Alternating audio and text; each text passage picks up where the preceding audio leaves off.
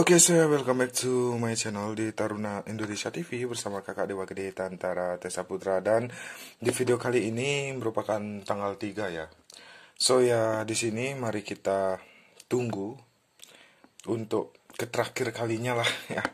Di sini kakak bilang seperti itu aja agar tidak terlalu mengundang tanda tanya mengenai jadwal CAT-SKD. So di sini kakak akan menjelaskan agar kalian lebih tenang dan lebih bisa mempersiapkan diri ke tahap selanjutnya.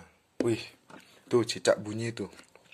Baik, so sebelum video ini dimulai, silakan bagi kalian yang belum subscribe channel ini, silakan di subscribe terlebih dahulu karena channel kakak akan selalu memberikan informasi terupdate terkait dengan perguruan tinggi kedinasan. Jangan lupa juga bagi kalian yang ingin mempersiapkan diri untuk tahapan tes psikotes, bisa melakukan pemesanan buku kakak karena sisa masih 6 ya. Jadi pemesanan bisa melalui Shopee dengan nama toko Dewa Gede Tantara, dan di sana sudah ada tips dan trik dari kakak, pengalaman kakak, kemudian ada soal serta pembahasan dan cara-cara menggambar. Di situ sudah kakak jelaskan mengenai apa aja yang akan dilaksanakan pada tahap tes psikotes. So, kita akan lanjut ke video. Jadi, di sini agak panjang ya videonya, karena kakak akan jelaskan satu persatu. Kakak harap juga kalian mendengarkan video ini sampai akhir, agar kalian tidak lagi bertanya tentang pengumuman CAT-SKD ataupun juga tentang kapan jadwal pengumumannya, sehingga kalian bisa lebih tenang dan bisa lebih mempersiapkan diri untuk ke tahap selanjutnya. Baik, yang pertama oke lah, kita tunggu aja hari ini ya. Hari ini kan tanggal 3, beserta ditutupnya untuk pendaftaran jalur reguler non pola pembibitan. Ya, di mana di pengumuman ditutup pada tanggal 3. Kita tunggu aja apakah hari ini ada pengumuman secara bersamaan tentang CAT SKD. Nah, itu yang pertama yang harus kalian pahami. Kemudian yang kedua, apabila tidak diumumkan pada hari ini, so sudahlah, nggak usah lagi nanya kapan pengumuman, kok nggak datang-datang pengumumannya. Logikanya seperti ini adik-adik. Apabila misal nih hari ini pengumuman, toh juga kalian nggak daftar ulang jadi taruna kan? Pasti ada rentan waktu untuk ke tahapan tes selanjutnya. Entah itu seminggu, 2 minggu, dan lain sebagainya. Nah, kenapa daripada kita menanyakan jadwal SKD terus, hingga kita begadang, panik, dan lain sebagainya, mending kita persiapkan diri seperti kesehatan kalian, kemudian binsi kalian, atau fisik kalian, kemudian keswa atau kesehatan jiwa, berlatih soal-soal keswa, kemudian berlatih soal-soal psikotes gitu. Nah, kenapa nggak ke arah sana aja dulu daripada kalian begadang nunggu pengumuman. Toh juga kalau misalnya diumumkan malam, kan besok paginya kalian bisa lihat pengumumannya. Bukan berarti kalian nunggu pengumuman besok pagi langsung daftar ulang cepet-cepetan nih, login Polbit yang ada ya web pasti down. Begitu loh secara terus-menerus setiap tahunnya. Jadi apa yang kakak sampaikan ini sebenarnya semua sudah kakak lalui, semua sudah kakak pahami. Jadi alurnya ya itu aja. Kalian nih bergerombol nih, setelah pengumuman langsung daftar ulang di web si pencatat. Ya udah, nanti pasti ada keterangan yang ditolak dan lain sebagainya. Padahal web itu sedang down atau banyak yang mengakses. Nah, jadi seperti itu. Itu poin kedua. Tuh, cicak bunyi lagi loh. Jarang loh pagi-pagi cicak bunyi. Kemudian kita bahas poin ketiga. Ini kakak jawab aja ya semua pertanyaan kalian yang sudah kalian suguhkan, baik itu di komen ataupun juga di DM Instagram. Yang ketiga, mengenai jalur reguler non polbit. Nah, kembali lagi ke logika ya. Misal pengumuman nih tidak hari ini, tidak tanggal 3, diundur lah misal. Sedangkan jalur reguler non-polbit itu dipersiapkan bagi kalian yang tidak lolos CAT-SKD atau yang memang dari awal pengen jalur reguler non-polbit. Apabila belum pengumuman CAT-SKD sampai saat ini, logikanya ya otomatis akan diundur dong pendaftaran reguler non-polbit. Bukan diundur, diperpanjang ya. Sekali lagi kakak ulangi, akan diperpanjang sampai misalnya tanggal, contoh nih ya, tanggal besok dah, anggap dah CATSKD diumumkan.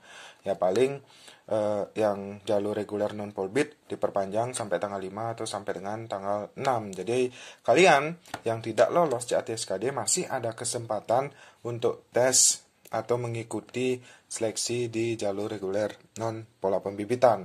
Nah, itu poin ketiga yang kakak sampaikan. Kemudian poin keempat nih yang kakak sampaikan ya, mengenai, ini agak sensitif sih memang pertanyaannya karena kalian sudah terlalu jauh berpikir mengenai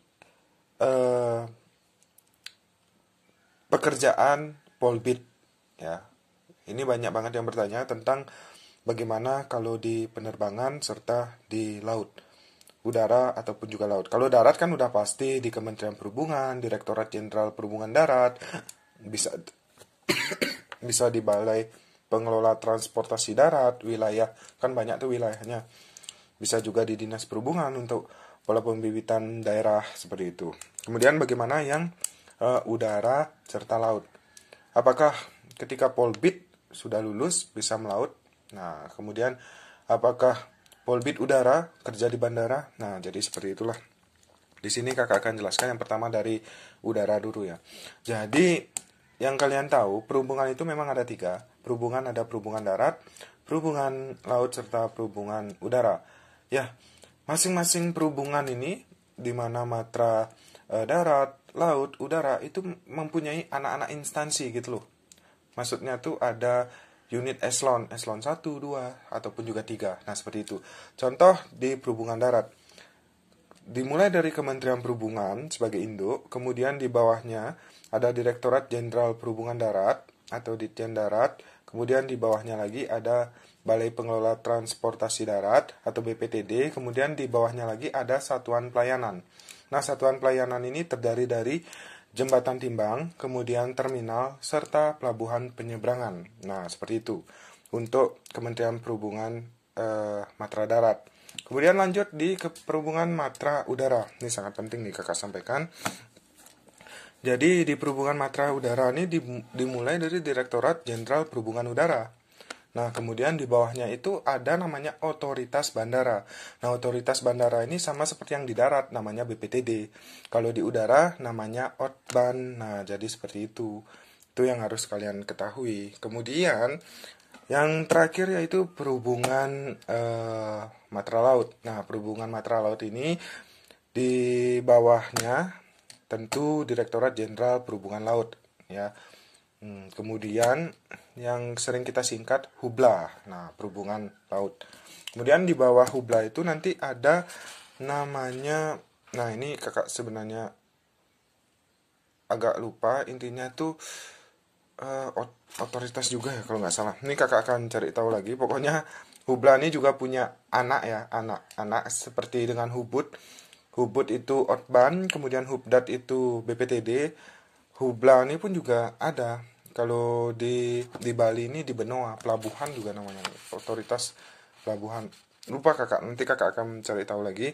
Intinya seperti itu adik-adik. Jadi kalian tidak usah bingung gitu.